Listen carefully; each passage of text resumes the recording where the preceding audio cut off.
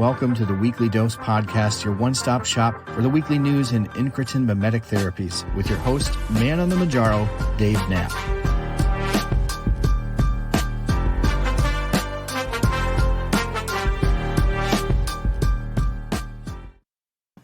Welcome to a special edition of OnThePen Podcast, the Weekly Dose.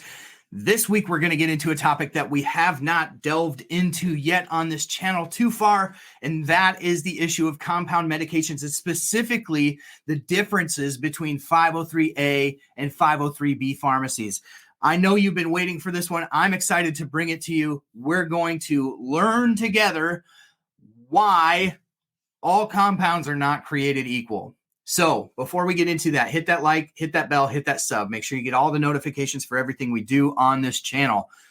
Let's get into it. So when we hear about compounds, we may conjure up ideas in our head of everything from research grade chemicals that are available on the gray market all the way up to something that we get from a local compound pharmacy, right? And everything in between. So what I want to do is I want to help you understand what the difference is between these different compounded versions are. So at the bottom of the steps, like the lowest level, we have this research grade stuff that's pretty sketchy, in my opinion, not stuff that I would mess around with because all we have basically to tell us what's in it is, in some cases, a certificate of analysis. In some cases, they don't even provide that, but we don't know what kind of deals are going on behind the scenes with these certificate of analysis. We don't know oftentimes the source of these medications, and we know that it's definitely not regulated because the disclaimer on those versions say not for human consumption. So let's put that aside because we don't touch that on this channel. Then it comes to the actual compound medications where you need a prescription to get them, right? You're working with your physician. They're writing a prescription for a compounded version of either semaglutide or tirzepatide. Now, why can you get the active ingredient in either of Wegovy or Zepbound? Why can you actually get that? Isn't it patented? Yes, it is. It's patented formulas by Eli Lilly and Novo Nordisk, respectively. But what happens is there are laws in place that when medications are in short supply, as both these medications are, compound pharmacies can step in and fill that role. They can make generic versions of these medications and sell them. So let's talk about compound pharmacies real briefly. They serve a critical role in our healthcare system in the United States because oftentimes what they're doing is they're providing medications for people where they're not available in certain doses commercially. They have certain preservatives or dyes or things like that in them that people are allergic to. So compound pharmacies come in and they take the active ingredient and they give it to you in a form that you can tolerate or in the dosage that you need. Right. So that's the role typically that compound pharmacies have played. Oftentimes you'll see compound pharmacies also making vitamins or supplements or mixing different vitamins and supplements. So compound pharmacies are excellent, but they're not all created equal. So let's talk about specifically, we're going to talk about semaglutide and tirzepatide respectively in their compound forms. So we're going to talk about 503A and 503B pharmacies. That's the source of the compounds that you see being offered by many of the telehealth companies that are out there currently. And I want to break down the differences between 503A and 503B so that by the end of this video, you'll have a pretty good understanding of what the differences are and how to source what you feel is best for you and have more competent and more confident conversations with your doctor. So let's get into 503A pharmacies. So 503A pharmacies are traditional compound pharmacies. You may have one in your neighborhood and you don't even know about it. But compound pharmacies are authorized to customize medications on an individual prescription basis. So you go to your doctor, he writes a prescription, you walk into your mom and pop pharmacy that has a compounding pharmacy built into it, and they make your cream without a dye that you're allergic to, or you bring your kids prescription for a certain medication that's not available in a lower dose or something like that. You bring it into the compound pharmacy, they make it for you on an individual prescription basis. These pharmacies are governed by their state boards of pharmacy. So that's who they're beholden to. That's where they get their certification from. That's who does their inspection. So if you're getting your compounded tirzepatide or compounded semaglutide, you're getting it from a 503A pharmacy, That's the type of pharmacy you're getting from. That pharmacy would also have to have certain regulations for sterility, right? Because not all compound pharmacies are able to make injectable medications. So this would be a sterile 503A pharmacy that makes medications on a individual prescription basis. So that's 503A pharmacies. Let's get into 503B pharmacies. 503B pharmacies are quite different, as 503B pharmacies are outsourcing facilities and they produce large batches of compound medications.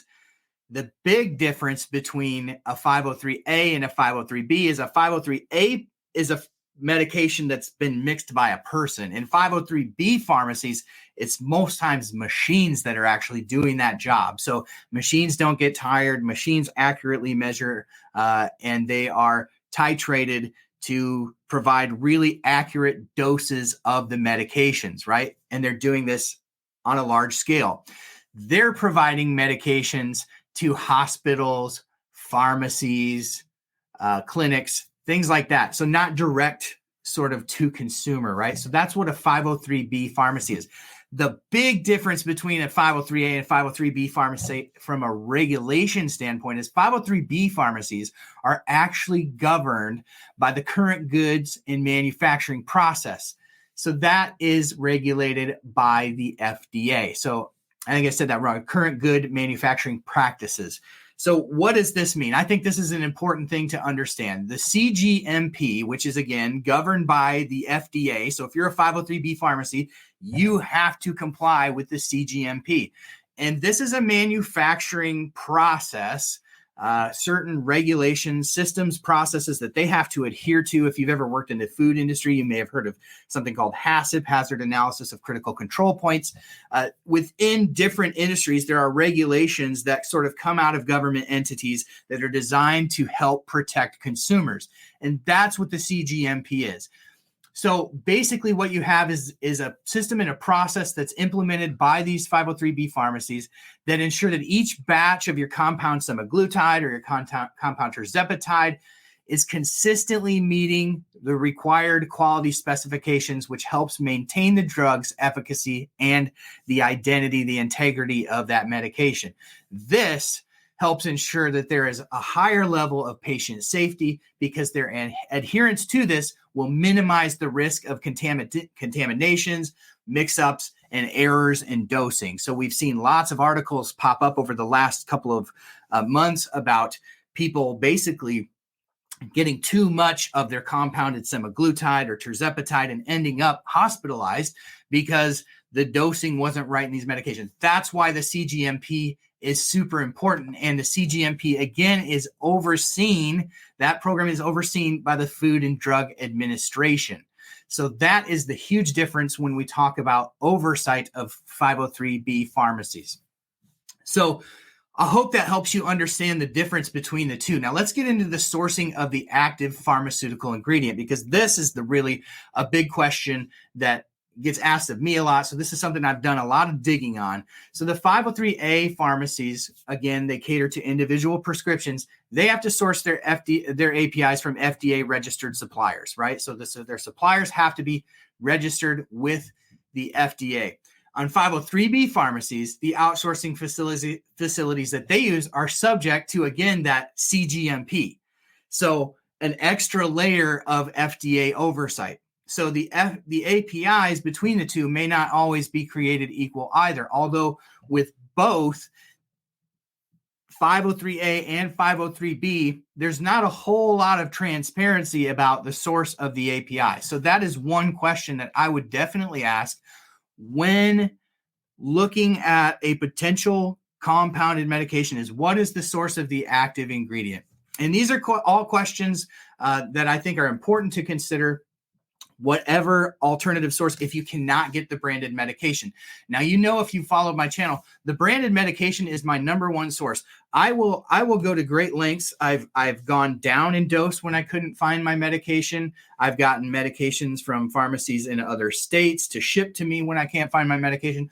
I will go to great lengths to stay on the branded version of the medication. But as these issues get deeper and deeper, as the prescriptions of Zepbound, new prescriptions of Zepbound continue to be written. The new prescriptions of Wegovy continue to be written, and the shortages get worse.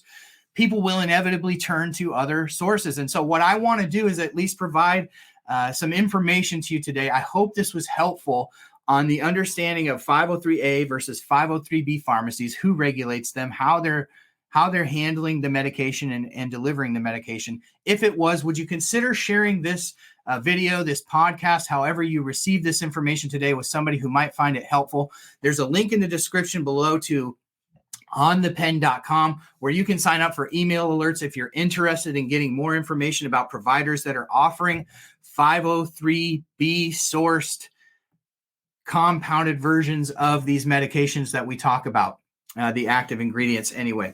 Thank you for watching. Thank you for being the best part of what we do here at On The Pen. I appreciate each and every one of you. Until we see you on the next one, we will see you on the pen. Have a great weekend, everybody.